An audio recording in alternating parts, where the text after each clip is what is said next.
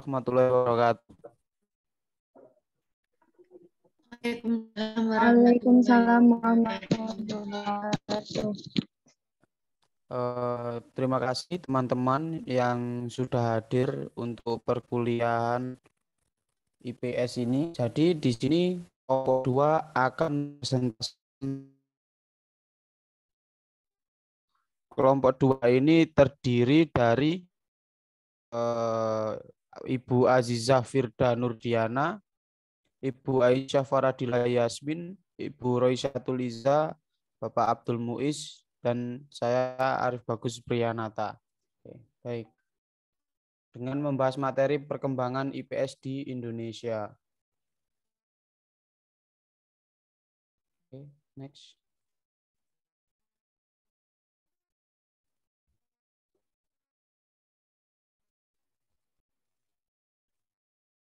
Oke.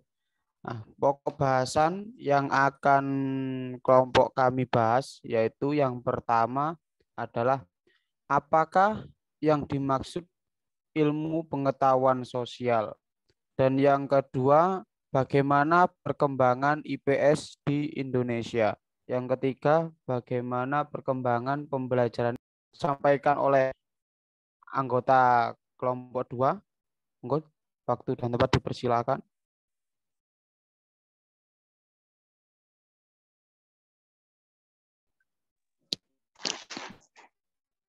Baik, Pak Arif. Di sini saya selaku pemateri pertama dari kelompok kedua, Bapak Ibu sekalian, saya akan memaparkan tentang definisi ilmu pengetahuan sosial. Menurut beberapa yang telah kami diskusikan, kami menemukan definisi menurut para ahli dan para cendekiawan. Yang pertama yaitu menurut Muljono Cokro Likarjo, yang mana ilmu pengetahuan sosial ialah perwujudan dari suatu pendekatan interdisipliner dari ilmu sosial. Yang kedua, dari Nu'man Somantri, bahwa ilmu pengetahuan sosial atau IPS merupakan pelajaran ilmu sosial yang disederhanakan untuk pendidikan tingkat SD, SLTP, dan SLTA. Kemudian ada dari S. Nasution, yaitu IPS sebagai pelajaran yang merupakan visi atau paduan sejumlah mata pelajaran sosial. Dan yang terakhir ada dari Iscak dan Nursid Sumarmaja, yaitu IPS adalah bidang studi mempelajari, menelaah, menganalisis gejala dan masalah sosial di masyarakat, serta mengkaji sistem kehidupan manusia dengan meninjau semua hal tersebut dari berbagai aspek kehidupan atau satu perpaduan. Berdasarkan beberapa pendapat di atas, maka kami menyimpulkan bahwa pendidikan IPS merupakan proses pembelajaran yang membahas manusia dalam segala aspek kehidupan dan interaksinya, serta bertujuan untuk membentuk pribadi siswa sebagai anggota masyarakat yang berbudaya, demokratis, berintelektual dalam hal akan dipaparkan oleh rekan saya. Disilahkan pemateri kedua.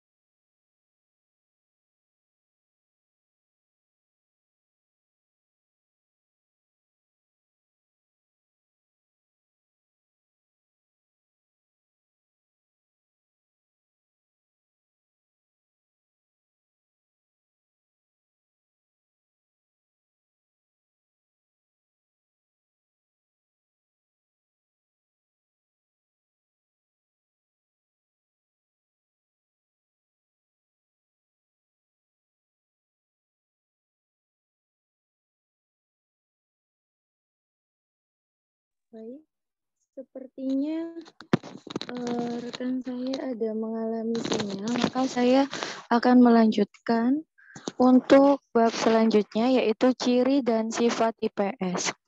Ada 5. Yang pertama, mempertaurkan antara teori dan fakta. Yang kedua, tidak hanya satu bidang disiplin ilmu. Yang ketiga, dihadapkan pada konsep dan kehidupan sosial yang sangat labil. Yang keempat, mengutamakan hal-hal arti dan penghayatan hubungan antar manusia yang bersifat manusiawi dalam pengembangan program. Yang kelima, dalam pengembangan program pembelajaran IPS senantiasa melaksanakan prinsip, karakteristik, dan pendekatan yang menjadi ciri IPS. Mungkin yang selanjutnya bisa dijelaskan oleh pemateri kedua, apakah sudah masuk?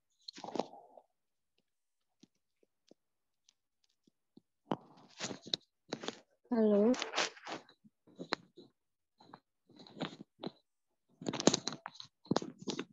Kepada Bu. Oke, baik. Akan saya lanjutkan terlebih dahulu. Perkembangan IPS di Indonesia ada beberapa yang akan saya paparkan berdasarkan kelompok kami. Yang pertama, apabila dirunut pada sumber yang ada di Indonesia terdapat konsep atau mata pelajaran yang telah masuk dalam pembelajaran IPS namun belum IPS, maaf itu salah ketik ya. Dalam sistem pendidikan di Indonesia tidak ada sistem kurikulum yang pernah berlaku di Indonesia. Yang ketiga, telah dikemukakan oleh sejumlah pakar bahwa secara embrionik kurikuler IPS di lembaga pendidikan formal atau sekolah di Indonesia pernah dimuat dalam kurikulum tahun 1947, yakni kurikulum 8 berpusat 1952 dan ada juga kurikulum tahun 1964 dan kurikulum tahun 1968. Yang keempat, sejalan dengan hal di atas, menurut Hamid Hasan, pada tahun 1996, dikutip pada halaman 30, mengemukakan bahwa dalam struktur kurikulum SMP tahun 1964 dikenal adanya 2 kelompok mata pelajaran. Kelompok pertama disebut kelompok dasar dan kelompok kedua disebut kelompok cipta. Yang terakhir ada pada kurun waktu tahun 1945 sampai 1964, istilah IPS di Indonesia belum dikenal, namun pembelajaran yang memiliki karakteristik disebut sama dengan IPS dan sudah muncul.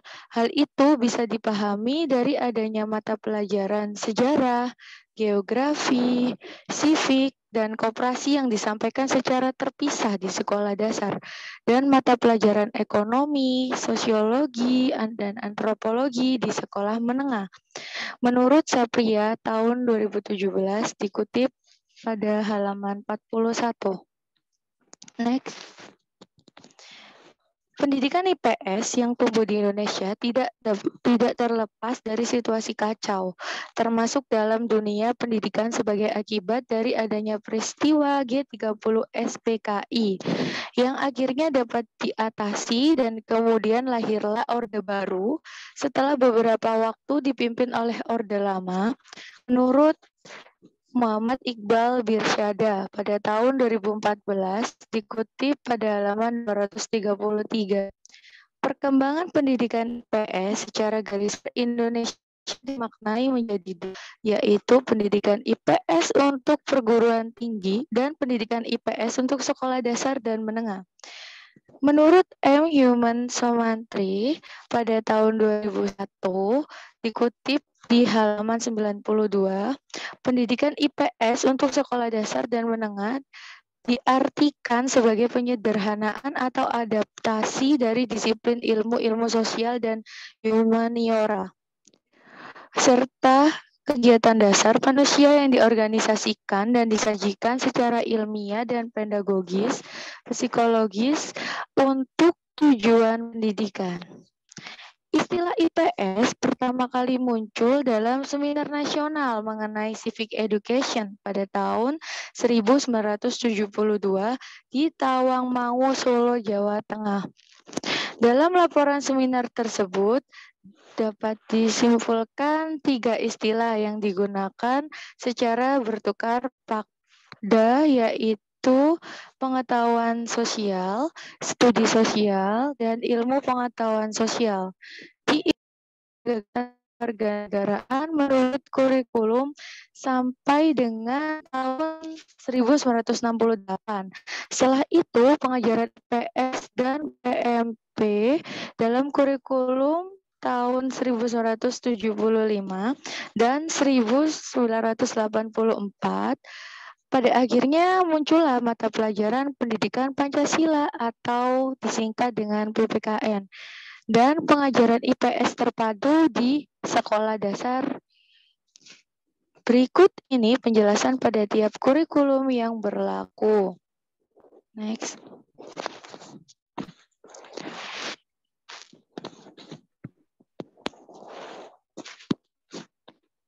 Baik. Selanjutnya bisa saya serahkan kepada moderator Pak Arief. Sekian dari saya. Baik, selanjutnya bisa disampaikan pemateri keduanya. Monggo silakan. Baik, terima kasih atas waktunya. Apakah suara saya sudah terdengar? Sudah, Bu Iza. Ya, di sini saya akan menjelaskan tentang kurikulum. Jadi pengertian kurikulum ini sendiri secara sederhana, kurikulum dapat diartikan sebagai pedoman tentang apa yang akan diajarkan, bagaimana cara mengajarkannya, dan bagaimana cara menilainya. Dalam pasal 1 ayat 19 UU nomor 20 tahun 2003 tentang Sistem Pendidikan Nasional menyatakan bahwa kurikulum adalah perangkat rencana dan pengaturan mengenai tujuan, isi, dan bahan pelajaran serta cara yang digunakan sebagai pedoman penyelenggaraan kegiatan pembelajaran untuk mencapai tujuan pendidikan tertentu. Nah, di sini ada beberapa kriteria penentuan kurikulum. Yang pertama ada isi kurikulum harus bersifat kekinian, artinya isinya harus memuat pengetahuan dan penemuan-penemuan baru. Isi kurikulum dapat memberi kontribusi pengembangan keterampilan, kecakapan, moralitas yang esensial, dan yang berkenaan dengan evaluasi dan penggunaan pengetahuan. Isi kurikulum menyediakan suatu ukuran keberhasilan dan suatu tantangan. Nah, di sini ada beberapa kurikulum yang dipakai pada saat berkembangnya IPS di Indonesia. Yang pertama ada kurikulum 1974 sampai 1975, dilanjut kurikulum 1984 sampai 1990. Dilanjut lagi kurikulum 1994, kemudian dilanjut kurikulum 2004, kemudian kurikulum 2006, kemudian kurikulum 2013, dan kurikulum 2020. Nah, di sini kurikulum 1974 sampai 1975, kurikulum IPS pertama kali dipakai pada saat di jenjang SMP pada tahun 1974. IPS meliputi disiplin ilmu geografi, sejarah, dan ekonomi sebagai disiplin ilmu utama. Sedangkan disiplin ilmu sosiologi, politik, dan antropologi sebagai mata pelajaran pendamping. Itu merupakan menurut Hamid Hasan pada tahun 1996 dan 37. Gagasan pendidikan IPS di Indonesia pun banyak mengadopsi dan mengadaptasi dari sejumlah pemikiran perkembangan sosial studies yang terjadi di luar negeri. Nah, perkembangan pendidikan IPS ini selanjutnya adalah terjadi pada kurikulum 1974 yang kemudian disempurnakan kembali pada tahun 1975. Menurut Winata Putra pada Sapria pada tahun 2017 di halaman 42, kurikulum 1975 menampilkan pendidikan IPS dalam 4 profil. Nah, profil tersebut adalah sebagai berikut. Yang pertama, pendidikan moral Pancasila menggantikan pendidikan kewarganegaraan sebagai suatu bentuk pendidikan IPS, khusus yang mewadahi tradisi citizenship transmission. Yang kedua, pendidikan IPS terpadu integrated untuk sekolah dasar. Yang ketiga, pendidikan IPS terkonfederasi untuk SMP yang menempatkan IPS sebagai konsep payung yang menaungi mata pelajaran geografi, sejarah, dan ekonomi koperasi. Dan yang keempat, pendidikan IPS terpisah-pisah yang mencakup mata pelajaran geografi dan ekonomi untuk SMA, atau sejarah dan geografi untuk SMP. Kemudian kurikulum 1984 sampai 1990. Pendidikan IPS pada kurikulum 1984 merupakan penyempurnaan kurikulum sebelumnya, yaitu pendidikan IPS pada kurikulum 1974. Dalam kurikulum 1984, nama IPS hanya digunakan untuk menyebutkan nama mata pelajaran pada jenjang pendidikan dasar, SD, MI, dan MTS SMP. Sama seperti kurikulum 1974 pada bukunya Rudi Gunawan pada tahun 2016, halaman 32.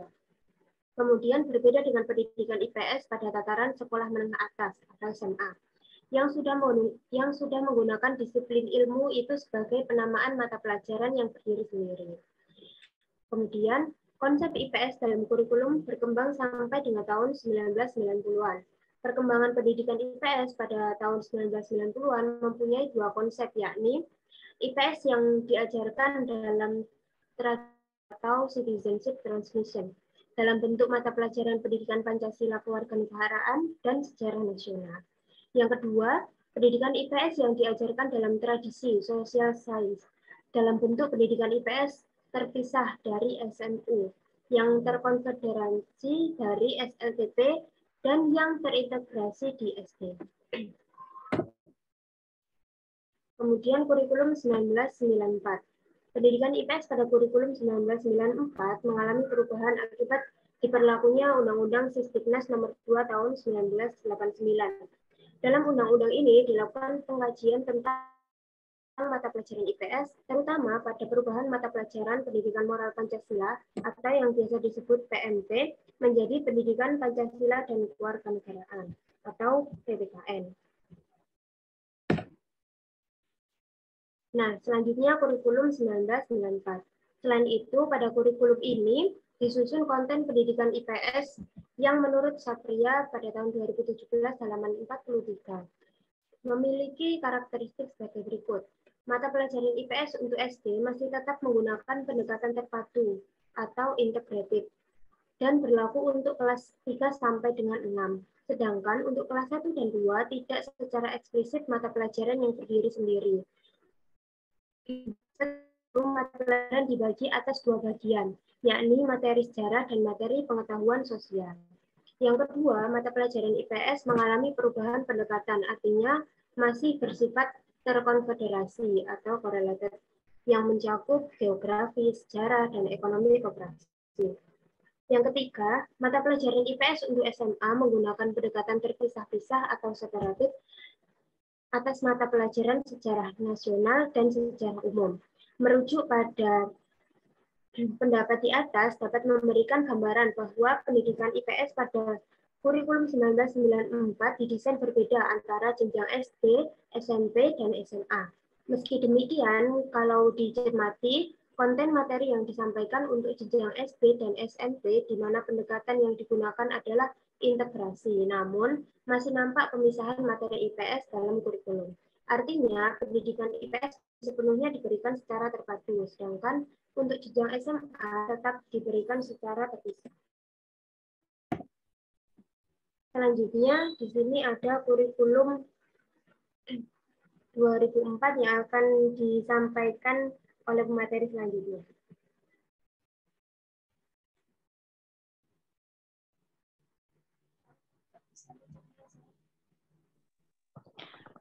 Baik, apakah sudah terdengar suara saya?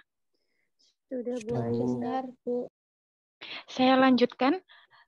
Untuk selanjutnya, kurikulum 2004, pendidikan kurikulum IPS tahun 2004 dengan kurikulum 1994 hampir tidak jauh berbeda, di mana keduanya memberikan peluang yang luas bagi guru sebagai pengembang kurikulum. Materi ilmu-ilmu sosial diambil dalam kehidupan sehari-hari yang langsung dapat diamati dan dipahami siswa. Pengorganisasian materi dimulai dari lingkungan terdekat sampai pada lingkungan terjauh, yaitu dari lingkungan keluarga, tetangga, sekolah, masyarakat sekitar, Indonesia, dan dunia. Selanjutnya, kurikulum 2006. Kurikulum 2006 atau KTSP merupakan modifikasi dari model kurikulum yang sudah ada. Kurikulum ini memuat berupa standar isi dan standar kompetensi. Standar isi adalah ruang lingkup materi dan tingkat kompetensi yang dituangkan dalam kriteria tentang tamatan, kompetensi bahasa, bahan kajian, kompetensi mata pelajaran, dan silabus pembelajaran yang harus dipenuhi oleh peserta didik pada jenjang dan jenis pendidikan tertentu. Sedangkan standar kompetensi adalah perilaku yang dapat diukur dan diobservasikan untuk menunjukkan ketercapaian kompetensi dasar tertentu yang menjadi acuan mata pelajaran. Khusus melalui mata pelajaran IPS SD, standar kompetensi kecakapan hidup telah dibakukan dalam kurikulum 6. Yang meliputi sebagai berikut. Yang pertama ada kecakapan personal, yang kedua kecakapan sosial, ketiga kecakapan intelektual, dan yang terakhir kecakapan vokasional. Dan selanjutnya ada kurikulum 2013. Salah satu ciri kurikulum 2013 khususnya untuk SD adalah bersifat tematik integratif. Dalam pendekatan ini, pelajaran IPA dan IPS sebagai materi pembahasan pada semua mata pelajaran. Dalam kurikulum 2013 berupa kompetensi inti dan kompetensi dasar.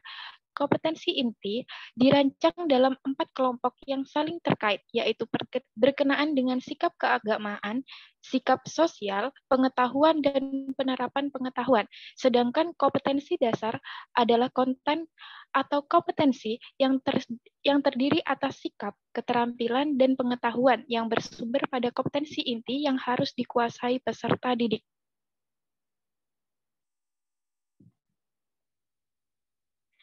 IPS pada kurikulum 2013 sudah lebih mengalami pengintegrasian materi terutama di sekolah dasar dan menengah pertama, lebih terpadu dalam proses pembelajarannya menggunakan model keterpaduan integrate yang merupakan model keterpaduan mana suatu tema merupakan topik-topik yang beririsan dan tumpang tindih dari bidang-bidang keilmuan.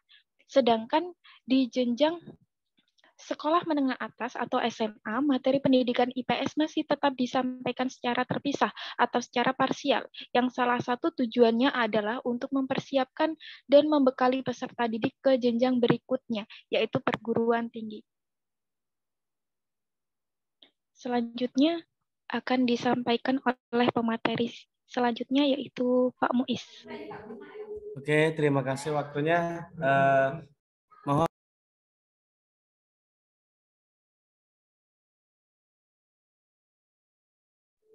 baik, saya lanjutkan kurikulum Merdeka Belajar. Berikutnya yang lagi trending topik pada saat ini adalah kurikulum Merdeka Belajar yang merupakan kurikulum dengan pembelajaran intrakurikuler yang beragam di mana konten akan lebih optimal agar peserta didik memiliki cukup waktu untuk mendalami konsep dan menguatkan kompetensinya. Jadi menurut BSNP atau Badan Standar Nasional Pendidikan itu pengertian kurikulum merdeka adalah suatu kurikulum pembelajaran yang mengacu pada bakat dan minat. Artinya para pelajar bebas memilih pelajaran apa saja yang ingin ia pelajari sesuai bakat dan minatnya. Dilanjutkan slide berikutnya.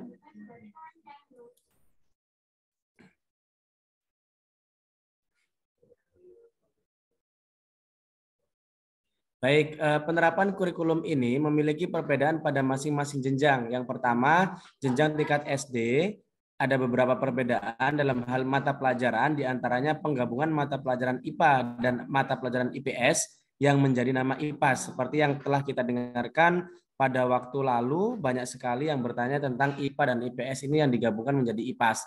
Tujuannya apa? Untuk menguatkan kesadaran para peserta didik terhadap lingkungan sekitarnya, baik dari aspek alam maupun sosial. Sedangkan pada buku saku tanya jawab kurikulum merdeka dijelaskan bahwasanya penggabungan kedua mata pelajaran ini dilakukan lantaran pada usia anak SD ini cenderung melihat segala sesuatu secara utuh dan terpadu.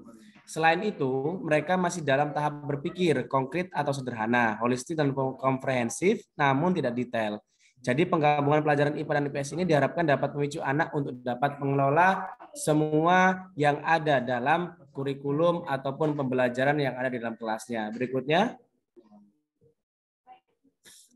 pada tingkat SMP, pasti jenengan yang sudah mengajar di SMP bahwa panduan kurikulum Merdeka Belajar ini pada tingkat SMP dapat terdapat beberapa perubahan status mata pelajaran. Misalnya mata pelajaran TIK menjadi mata pelajaran wajib. Sedangkan kurikulum sebelumnya, mata pelajaran TIK ini hanya sebagai mata pelajaran pilihan. Namun, kelak di semua jenjang SMP diwajibkan memiliki mapel informatika. Penerapan kurikulum Merdeka bersifat opsional atau pilihan bagi sekolah-sekolah yang bersedia untuk menerapkannya. Itu pada saat ini. Kemungkinan nanti di tahun mendatang akan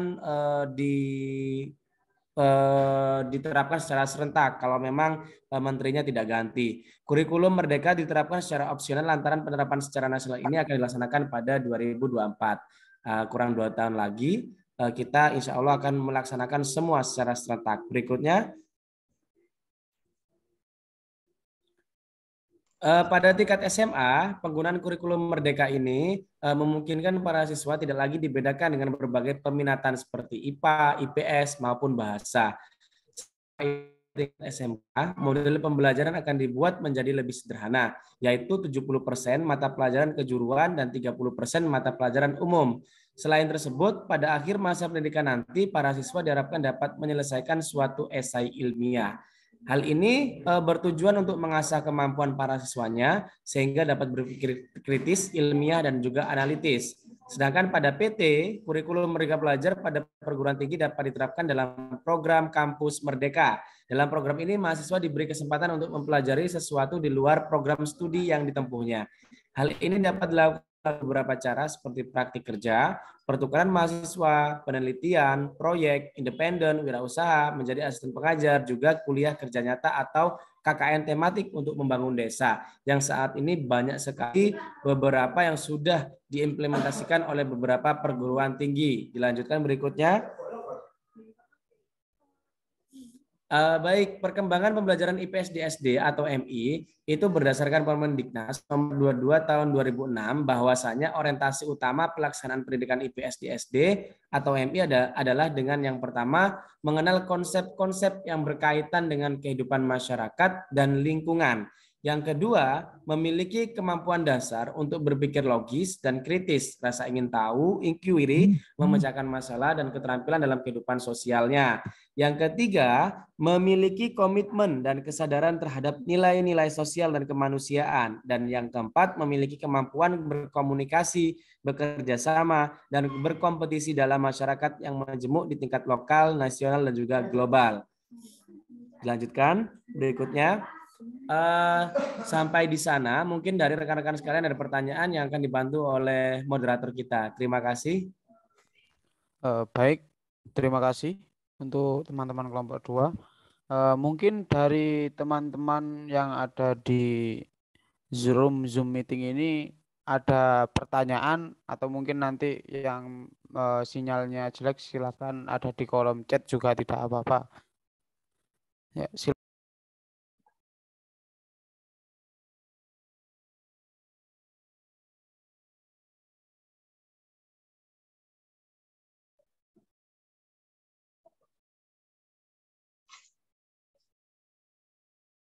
Oke, baik. Terima kasih, Bu Indra. Mungkin teman-teman kelompok 2 langsung Iya, dijawab. sama-sama, Pak.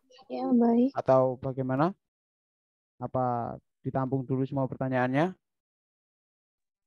Bapak, saya izin menjawab Bapak moderator untuk pertanyaan Bu Indra. Silakan. Baik. Tujuan IPS di dalam ranah kognitif yaitu memberikan bekal kepada peserta didik supaya memiliki pengetahuan mengenai gejala-gejala sosial, lingkungan, dan masyarakat. Sedangkan pada ranah psikomotorik, tujuan IPS di SD khususnya itu agar peserta didik memiliki kemampuan bekerja sama dan berkompetensi dengan masyarakat. Seperti itu, Bu Indrawati. Saya kembalikan kepada moderator. Terima kasih, Pak Aziza.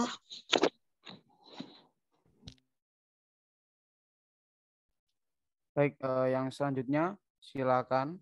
Apakah sebentar, mohon maaf Pak Bu Indra, apakah sudah puas atas jawabannya?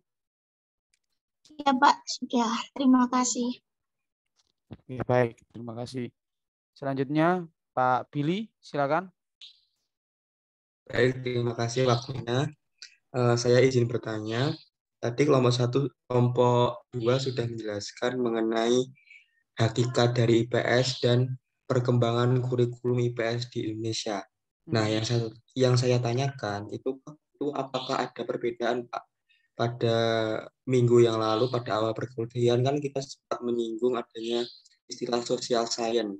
Nah, saya tanyakan itu apakah ada perbedaan antara IPS ini dan social science dari aspek karakteristiknya. Mungkin itu saja. Terima kasih. Baik, dari teman-teman kelompok 2, pertanyaan dari Pak Billy nggih. Monggo moderator dulu. Baik. Menurut saya, untuk secara singkat di sini dikemukakan bahwa letak perbedaan ilmu sosial dengan IPS itu dilihat dari tingkatannya, Pak Billy. Jadi ilmu sosial diberikan pada tingkat perguruan tinggi. Namun kalau ilmu pengetahuan sosial itu juga diberikan di pendidikan dasar dan kadang juga ada yang diberikan di perguruan tinggi. Jadi kita dilihat dari tingkatannya terlebih dahulu. Seperti itu Pak Billy.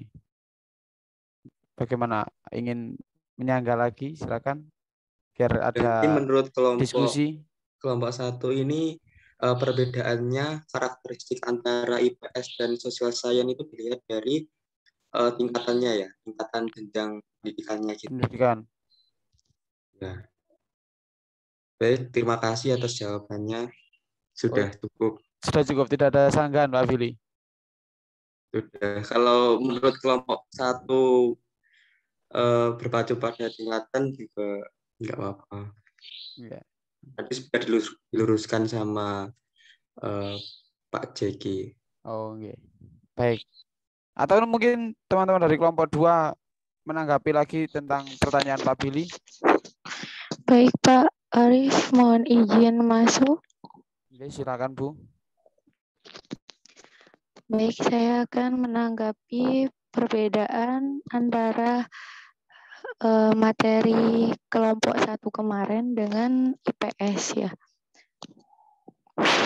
Menurut saya berbedanya itu dapat dilihat dari beberapa aspek, yaitu tujuan, ruang lingkup, objek, pendekatan, dan tempat pembelajarannya. Kalau ilmu sosial, tujuannya itu menciptakan tenaga ahli pada bidang ilmu sosial.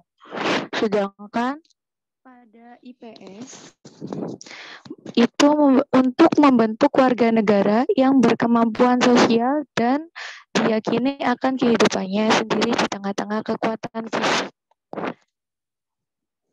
Adapun perbedaan dari ruang lingkup.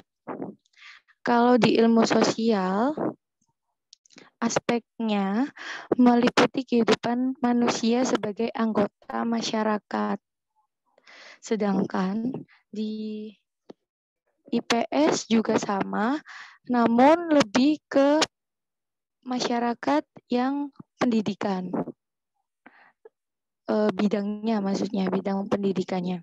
Sedangkan di objek itu ada aspek-aspek kehidupan manusia yang dikaji secara terlepas-lepas sehingga melahirkan satu bidang ilmu kalau di ilmu sosial. Sedangkan kalau di ilmu di IPS-nya sendiri itu aspek kehidupan manusia dapat dikaji berdasarkan kesatuan gejala sosial atau masalah sosial, tidak melahirkan bidang ilmu. Dan dalam pendekatan berbeda. Jika ilmu sosial pendekatannya lebih disipliner, sedangkan di IPS pendekatannya interdisipliner dan lintas sektoral.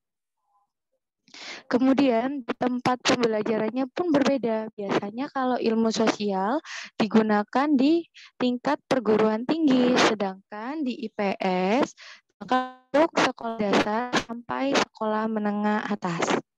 Mungkin sekian dari saya. Saya kembalikan kepada moderator. Terima kasih. Baik, terima kasih. Saya juga sedikit ingin menambahkan sedikit ya. Karakteristik ya, Pak Billy tadi yang ditanyakan ya, mohon maaf. Iya, Pak. Perbedaan dari segi karakteristik. Atau Oke. mungkin menurut Bu Aziza itu karakteristik itu sudah mencakup pendekatan, terus materi dan tingkatan pendidikan. Mungkin seperti itu. Atau bagaimana? Izin masuk, nggih. Menurut saya, karakteristik itu kan ciri-cirinya itu sendiri. Di dalam ciri-ciri ilmu sosial dan IPS sedikit berbeda dari beberapa aspek atau bidang yang telah saya sebutkan. Gitu, Pak Billy dan Pak Arif. Jadi banyak sekali perbedaannya. Mungkin bukan hanya dari karakteristik, tapi saya menjabarkan tadi lebih ke beberapa yang telah saya dan rekan-rekan kelompok 2 pelajari, begitu Pak Billy. Baik, terima kasih. Jadi ini untuk karakteristik itu di pembelajaran IPS itu merupakan sebuah teori yang membina kecerdasan sosial yang mampu berpikir kritis, inovatif, dan juga berwatak dan berkepribadian luhur. Itu Pak Billy. Dan masih banyak lagi itu untuk bersikap ilmiah dan juga cara memandang itu. Nah, kalau di karakteristik ilmu sosial itu lebih ke kita melakukan seperti interaksi individu, interaksi keruangan, interaksi kelompok, terus keberagaman. Jadi lebih membahas yang lebih luas lagi gitu Pak Billy. Kalau di dari aspek karakteristik pembahasannya. Izin menanggapi nggih, Pak. Oke, silakan. Tadi kan Bapak menyebutkan bahwa aspek interaksi itu kan merupakan salah satu karakteristik dari ilmu sosial atau social science. Tapi yang saya lihat di buku tema itu tematik itu untuk mata pelajaran IPS di SD itu juga mengajarkan mengenai interaksi sosial kepada masyarakat maupun kepada temannya seperti itu. Apakah bisa ditanggapi dari kelompok 2? Baik. Nah, jadi Pak Billy ini mengarah ke kurikulum yang saat ini nggih untuk masalah tematik juga itu nggih. Jadi Nggih, kalau mungkin untuk kurikulum merdeka dan kurikulum tematik itu perbedaannya itu tidak terlalu signifikan ya Pak untuk dari segi tujuan IPS-nya itu. Mungkin kalau dari kurikulum merdeka itu lebih diintegrasikan pada ilmu alam atau disebut sebagai IPAS itu. Tapi untuk tujuan aslinya sendiri IPS itu tidak jauh beda antara IPS di kurikulum 2013 dan kurikulum merdeka. baik, jika Pak Billy tadi bilang kenapa kok di buku tematik saat ini mempelajari juga tentang interaksi gitu kan. Jadi IPS itu karakteristiknya juga ada yang namanya menganalisa serta menelaah kehidupan nyata yang dihadapinya. Itu juga ada di situ. Itu kan termasuk bisa dikatakan itu tidak jauh dari interaksi sosial gitu. Cuma lebih disederhanakan gitu. Jadi kalau ilmu sosial ini lebih dijabarkan. Kalau menurut saya seperti itu. Mungkin menurut teman-teman kelompok 2 ada yang berbeda dengan saya juga tidak apa-apa. Silahkan monggo disampaikan. Ya, baik Pak Arif dan teman-teman kelompok 2 izin masuk. Menurut saya Pak Billy ya, kalau yang telah saya terapkan di tahun lalu, saya mengajar di kelas 4, itu di buku tematik, kalau IPS itu dipadukan dengan bahasa Indonesia dan IPA. Kebanyakan seperti itu. Tetapi jika di kurikulum Merdeka itu hanya dikaitkan dengan IPA saja, tetapi kegiatannya juga masih ke bahasa Indonesia. Untuk penerapan interaksi sosialnya sendiri itu bergantung pada materinya apa dulu, seperti itu kalau menurut saya. Jadi tidak menutup kemungkinan jika di IPAS pada kurikulum Merdeka ini, karena saya mengajar kelas 4, bab menurut saya yang lebih banyak adalah bab IPA-nya untuk di semester 1. Kemudian di semester 2 baru ada bab IPS. Jadi IPAS itu dapat dinilai dengan cara mungkin siswa disuruh menganalisis. Contohnya materi saya ya tentang perkembangan mungkin bab 1 dulu, mungkin bagian-bagian tumbuhan dan fungsi-fungsinya. Nah, di situ anak bisa kita ajak untuk bekerja kelompok, membentuk kelompok dan berdiskusi sehingga kita juga dapat menilai dari sisi sosialnya mereka dengan berinteraksi dengan teman-temannya. Mungkin dari kegotong royongannya, nilai-nilai bertoleransinya, kemudian nilai-nilai yang terkandung dalam khususnya nilai-nilai sosial di dalam menganalisis apakah tujuan batang, apa ini tujuan daun, dengan memberi LK atau lembar kerja siswa untuk menganalisis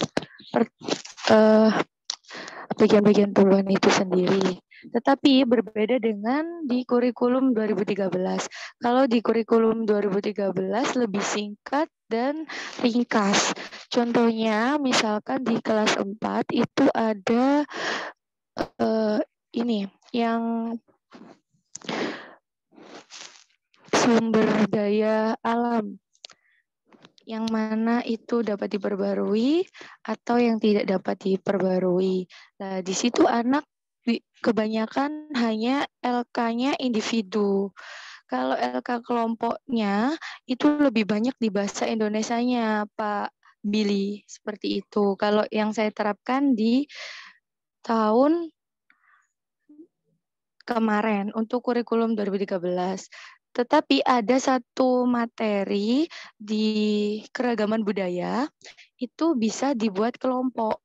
Contohnya saya meminta siswa saya untuk membuat peta dan mereka akan menjabarkan di peta itu misalkan di Jawa ada adat apa saja, ada pakaian adat apa, kemudian juga ada makanan apa, makanan khas tradisionalnya apa, seperti itu. Nah, nilai yang terkandung di dalam bahasa Indonesianya bisa dilihat juga dengan interaksi sosial. Makanya saya dapat menyimpulkan bahwa pelajaran IPS juga tidak bisa terlepas di dalam pelajaran bahasa Indonesia. Tetapi untuk IPA mungkin menurut saya kurang menyatu ya.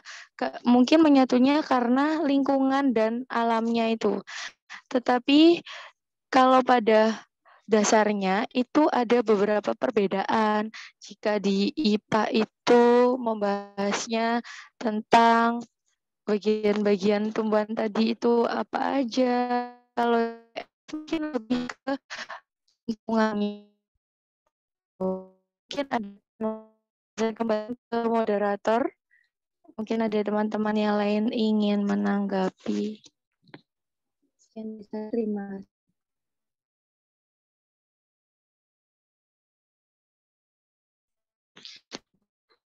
Ari, Baik. Bagaimana? Oke, silakan.